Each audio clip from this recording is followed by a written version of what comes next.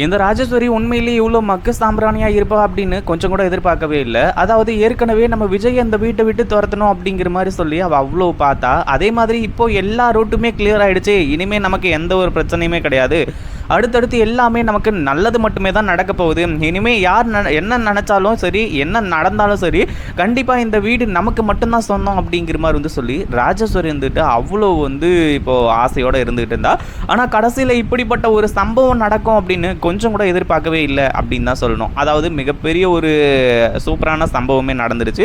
அதாவது இங்கே ராஜேஸ்வரி இருந்துட்டு இந்த கதிரேசன், அடுத்ததான் நிஷா, இவங்க எல்லாரையுமே வச்சு இங்கே அதாவது அவங்கள கூப்பிட்டு வந்து நம்ம மல்லியை துரத்துறதுக்கான வேலையை பார்த்தாங்க.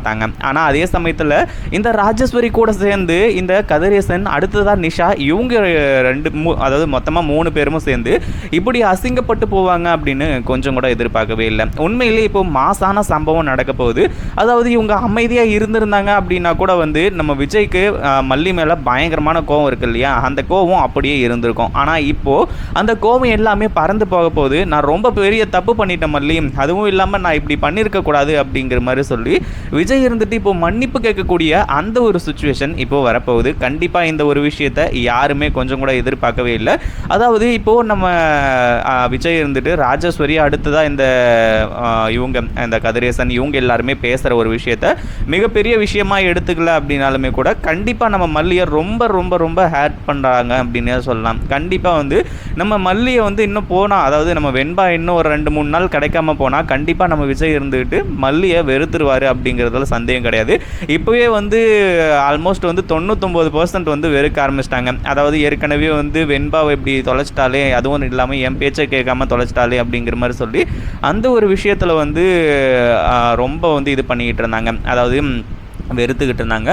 இதில் வேறு வந்து இந்த கதிரேசன், நிஷா, இவங்க எல்லாருமே வந்து இங்கே பேசுனதுனால இன்னும் வந்து நம்ம விஜய் வெறுக்க ஆரம்பிச்சிட்டாங்க. ஆனால் அதுக்கப்புறம் தான் நம்ம மல்லி வந்துட்டு இவ்வளோ பெரிய துணிச்சலோடு வந்து கிளம்பி போய் நம்ம வெண்பா இருக்கக்கூடிய இடத்துல வந்து போயிட்டு அந்த ரவுடிங்களை எல்லாரையுமே சமாளித்து கடைசியில் வெண்பாவை வந்து காப்பாற்றிட்டு வராங்க. அதுக்கப்புறம் தான் விஜய் எல்லாத்தையுமே புரிஞ்சுக்கிறாங்க. அதாவது இப்போ மட்டும் இல்லை, இதுக்கு முன்னாடி வெண்பாவுக்கு எத்தனை ஆபத்துகள் வந்திருந்தாலுமே கூட அந்த ஆபத்துகளில் இருந்து வெண்பாவை காப்பாற்றினது நம்ம மல்லி மட்டுமே தான் அப்படின்னே சொல்லலாம். அப்படி இருக்கும்போது மல்லி இப்படி வந்து வெண்பாவை தொலைக்கிறதுக்காக பார்ப்பாளா அப்படிங்கிற மாதிரி வந்து சொல்லி கொஞ்சம் யோசிச்சு பார்த்துருந்தாரு அப்படின்னா பிரச்சனையே கிடையாது. அதே மாதிரி மல்லி பயங்கரமாக அழுதுகிட்டே தான் வந்து போனாங்க. அதுவும் இல்லாமல் போலீஸ்க்கெலாம் வந்து நேராக போயிட்டு அதாவது போலீஸ்கிட்டலாம் வந்து கேட்குறாங்க. போலீஸ்கிட்டேருந்து நிறைய இன்ஃபர்மேஷன் கிடச்சி கடைசியில் வெண்பா இருக்கக்கூடிய இடத்துல என்ட்ரி கொடுத்து இப்போது நம்ம மல்லி இருந்துட்டு ரொம்ப ரிஸ்க் எடுத்து வந்து வெண்பாவை காப்பாற்றுறாங்க. இதில் முக்கியமாக யோசிக்கக்கூடிய ஒரு விஷயம் என்ன அப்படின்னா, நம்ம விஜய் கிட்ட வந்து நம்ம மல்லி வந்து ப்ரெக்னெண்ட்டாக இருக்கேன் அப்படிங்கிற மாதிரி சொல்லலை. ஆனால் இவங்க எல்லாருமே போட்டு உடைச்சிட்டாங்க. ஏன்னா மல்லி மேலே விஜய்க்கு இன்னும் கோவத்தையும் வெறுப்பையும் உண்டாக்கணும் அப்படிங்கிறதுக்காக. ஆனால் அதே சமயத்தில் விஜயம் வந்து அந்த ஒரு நேரத்தில் இப்படி பண்ணுவார் அப்படின்னு கொஞ்சம் கூட எதிர்பார்க்கவே இல்லை. இப்போது வெண்பா வந்து காப்பாற்றணும் அப்படிங்கிறது எல்லாருக்குமே ஓகே. ஆனால் மல்லி இப்போது ப்ரெக்னெண்ட்டாக இருக்காங்க. மல்லி ஒரு உயிர் கிடையாது, 2 உயிர். அப்படி இருக்கும்போது அங்கே போயிட்டு மல்லியோட வயிற்றில் இருக்கக்கூடிய குழந்தைக்கோ இல்லை மல்லிக்கோ எதனா ஒரு ஆபத்து வந்துச்சு அப்படின்னா கண்டிப்பாக இது எல்லா பாவமும் வந்து விஜய்க்கு தான் வந்து சேரும்.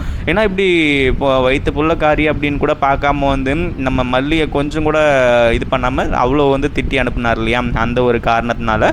அதே மாதிரி இப்போது மல்லியும் அந்த ரவுடிங்க கிட்ட போராடி வெண்பாவை வந்து காப்பாற்றுறாங்க. காப்பாற்றி நேராக கொண்டு போய் இந்தாங்க விஜய், அதாவது நீங்கள் வந்து எவ்வளோ என்னை தப்பாக பேசிட்டீங்க, அதே மாதிரி உங்கள் பொண்ணை நான் உங்ககிட்ட கொண்டு வந்து சேர்த்துட்டேன், இதுக்கு மேலே வந்து என்னை விட்டுருங்க, அதாவது நீங்கள் இப்படி பேசுவீங்க அப்படின்னு நான் கொஞ்சம் கூட எதிர்பார்க்கவே இல்லை.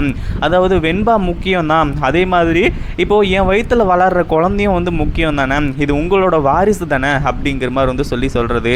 ஆனால் உங்களுக்கு தெரிஞ்சால் நீங்கள் சந்தோஷப்படுவீங்க. அதுவும் இல்லாமல் இந்த மாதிரி ஒரு சிச்சுவேஷனில் எப்படி சொல்கிறது, என் மேலே கோவமாக இருக்கீங்க அப்படிங்கிறதுனால தான் நான் பொறுமையாக இருந்துட்டு இருந்தேன். இப்போது உங்களுக்கு தேவையான உங்கள் பொண்ணு வெண்பாவை நான் கொண்டு வந்து உங்ககிட்ட சேர்த்துட்டேன், இதுக்கு மேலே வந்து என்னை ஆளை விட்டுருங்க.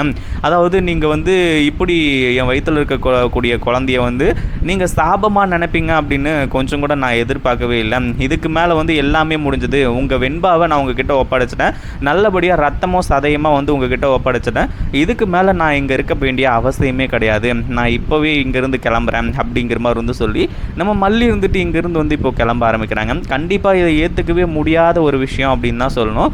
அதுக்கப்புறம் தான் விஜயோட மனசு அப்படியே இழக ஆரம்பிச்சிருச்சு. வெண்பாவை பார்த்த உடனே கட்டி பிடிச்சி சந்தோஷப்படுறாங்க, இது எல்லாமே ஓகே. ஆனால் அதே சமயத்தில் இப்போது நம்ம மல்லி வந்து இப்போது விஜய் வந்து கூட்டிகிட்டு வந்தாங்க இல்லையா, அந்த ஒரு விஷயத்தில் கண்டிப்பாக வந்து நம்ம அதாவது வெண்பாவை கூட்டிகிட்டு வந்த விஷயத்தில் நம்ம விஜய் வந்து அடுத்ததாக கொஞ்சம் மனசிறங்கி வந்து தான் ஆகணும். அதே மாதிரி மல்லிக்கிட்ட மல்லி என்னை மன்னிச்சிரு மல்லி அப்படிங்கிற மாதிரி வந்து சொல்லி கையை பிடிச்சிக்கிட்டு கதறி அழுறாரு. அதாவது வெண்பாவை காணோம், வெண்பாவை தொலைச்சிட்டா அப்படிங்கிறதுனால செம்ம கோவப்பட்டாங்க. ஆனால் இப்போது நம்ம மல்லி மூலியமாகவே வெண்பா கிடச்சதுனால தான் இப்போது இந்த மாதிரி ஒரு நல்ல விஷயம் நடந்துச்சு. மல்லிக்கு சான்ஸ் கிடச்சிச்சு. இந்த மாதிரி எங்களை விட்டுட்டு போயிடாத மல்லி, எங்களுக்கு அதாவது வெண்பாவை ஒவ்வொரு முறையும் காணோம் அப்படின்னும் போது நீ தான் வந்து ஏதாச்சும் பண்ணி வெண்பாவை காப்பாற்றி கொண்டு வர. இந்த ஒரு டைம் வந்து முட்டாள்தனமான காரியத்தை நான் பண்ணிட்டேன், கண்டிப்பாக நான் அப்படி கேட்டிருக்கக்கூடாது. ஆனால் மல்லி மெயினாக சொல்லக்கூடிய ஒரு விஷயம் என்ன அப்படின்னா, இந்த மாதிரி வந்து நீங்கள் இந்த குழந்தைய பற்றி இப்படி பேசுவீங்க நம்ம குழந்தைய பற்றி அப்படிங்கிற மாதிரி வந்து எனக்கு தெரியல அப்படின்றது தான். ஏன்னா அந்த ஒரு விஷயத்தில் தான் வந்து மல்லி ரொம்ப வெக்ஸ் ஆகிட்டு பேசாமல் கிளம்பிடலாம், எனக்கு உங்கள் வாரிசே போதும், அதாவது விஜய் மூலிமா வந்து இந்த குழந்தைய போதும் அப்படிங்கிற மாதிரி நினச்சாங்க. இப்போ கடைசியில் வந்து விஜய் இருந்துட்டு பயங்கரமாக காதறி எழுது. அதுக்கப்புறம் வந்து இங்கேயே மல்லி, இனிமேல் உனக்கு எந்த ஆபத்தும் வராது, இனிமேல் நான் உன் மேலே வந்து கோவப்பட மாட்டேன் அப்படி இப்படின்ற மாதிரி வந்து சொல்லி விஜய் இருந்துட்டு இப்போ ஓரளவுக்கு ஓகேவான ஒரு விஷயத்துக்கு வந்துட்டார். அதே மாதிரி இப்போது ராஜேஸ்வரி எல்லாம் வந்து பயங்கரமாக பகல் கனவு கண்டுகிட்டுறா. வெண்பா வந்து அவ்வளோதான் காணாமல் போயிட்டா, முடிஞ்சது அவளோட கதை. அடுத்ததாக மல்லி அந்த வீட்டை விட்டு போயிட்டா. அடுத்ததாக வந்து விஜயும் வந்து அதாவது பைத்தியம் பிடிச்சி திரிவான் அப்படின்ற மாதிரி நினச்சா. ஆனால் எதுவுமே நடக்கலை. இதை பற்றி நீங்கள் என்ன நினைக்கிறீங்க? அந்த வீடியோ பிடிச்சிருந்தா லைக் பண்ணுங்கள், ஷேர் பண்ணுங்கள். இப்போ தான் நம்ம சேனலுக்கு ஃபர்ஸ்ட் டைம் வரீங்க அப்படின்னா கீழே இருக்க சப்ஸ்கிரைப் பட்டனை ப்ரெஸ் பண்ணிக்கோங்க.